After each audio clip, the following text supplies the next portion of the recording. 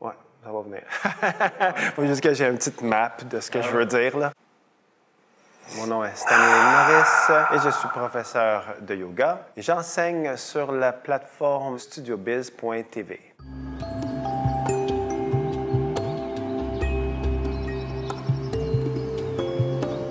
Le yoga, à l'origine, vraiment, c'est la méditation. On peut dire que le yoga est au service de la méditation, puisque yoga veut dire union. Alors, union, c'est mental, corporel, spirituel, à la base. Le yoga, c'est une pratique ancestrale qui allie les aspects d'exercice de culture physique à la pratique de pleine conscience pour la santé globale, la santé physique, santé mentale et émotionnelle.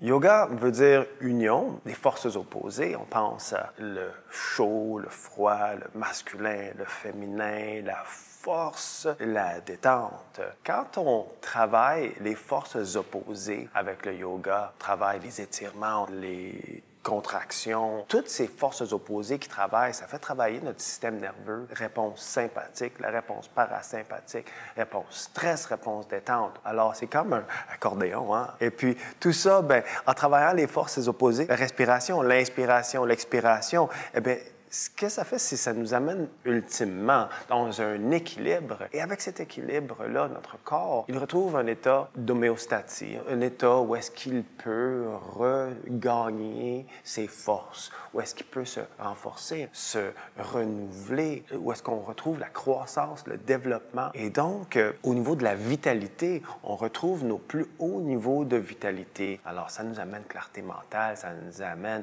la santé à tous les niveaux. Ça nous amène une bonne énergie qu'on peut porter avec nous pour rester alerte, rester éveillé. Et cette énergie, c'est vraiment la vitalité, c'est la vie à l'essence pure.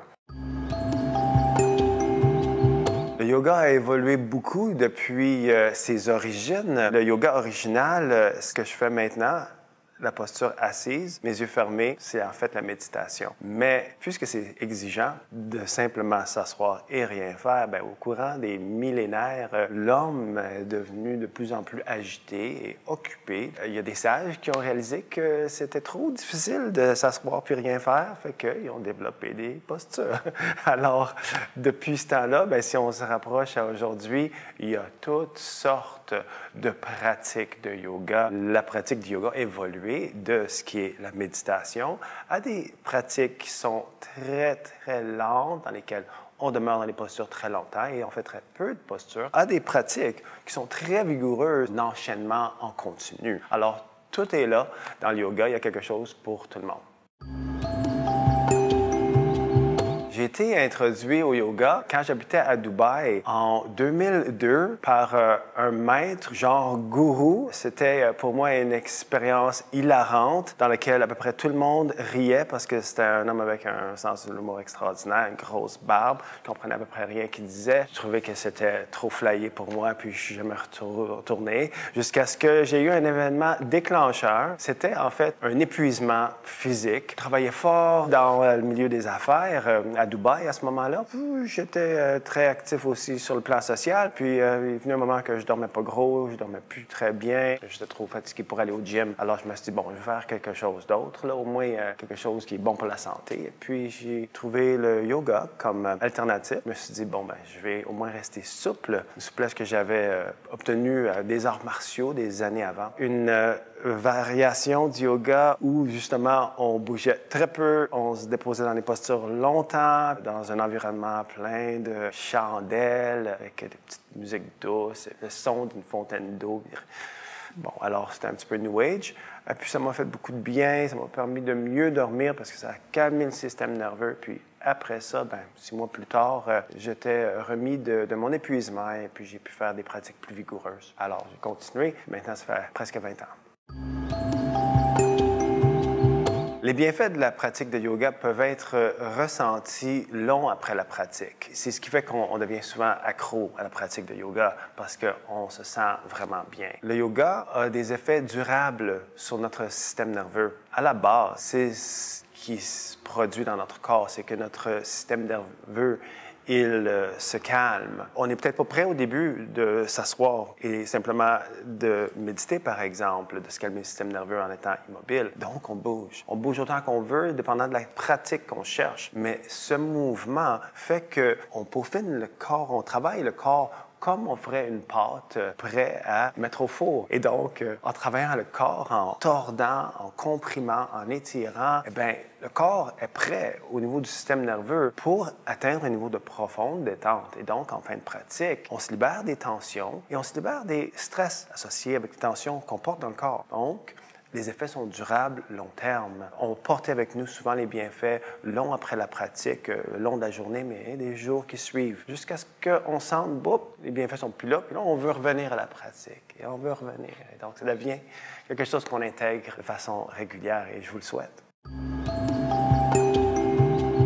Vous êtes invité à pratiquer avec moi sur la plateforme de StudioBiz.tv le yoga doux et puis le power yoga. Alors, deux pratiques qui se complémentent très bien. Le yoga doux qui a pour objectif de vous amener dans une expérience où vous pouvez vous déposer dans les postures pour une durée d'environ 1 minute chaque, le temps de bien ressentir chaque posture, vous libérer de tensions matinales et puis créer un équilibre mental-corporel pour ce bien-être qu'on retrouve quand on a l'équilibre mental, corporel, émotionnel et spirituel. Pour le power yoga, c'est une pratique qui est vigoureuse, c'est une pratique où est-ce qu'on va vraiment aller chercher des mouvements qui sont plus dynamiques, on va vraiment ressentir notre force physique, on va rehausser nos niveaux de vitalité, tout en respectant les limites avec les variations qui vont être offertes pour toutes les postures. Donc, accessible à ceux qui se sentent plus aventureux ou qui ont déjà une bonne pratique d'activité physique,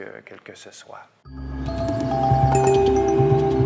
La vibration de Om, qui est associée avec la création, on peut même penser Big Bang, le Om, premier son que fut, selon les anciens textes. Alors, on sent une énergie qui vibre en nous lorsqu'on répète ce chant. Je vous invite à joindre les mains, enfoncer les pouces contre le sternum pour créer un instrument vibratoire de votre cage thoracique. Bien enfoncer les doigts ensemble, reposer les épaules, l'abdomen. Donc, on libère la respiration et on va prendre une inspiration profonde à pleine capacité et libérer la voix à l'expiration, vraiment libérer la voix. Puis ressentir la vibration de Om, la vibration de l'énergie créatrice en nous. On expire puis on relâche toute tension pour commencer.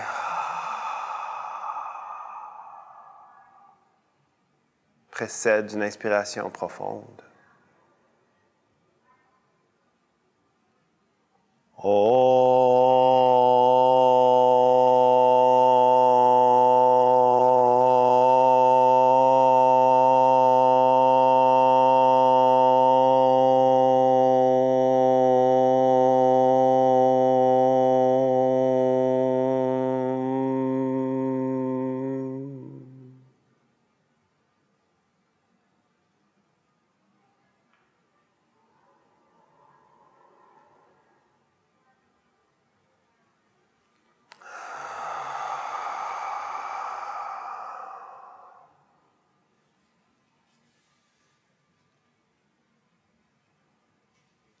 Namaste.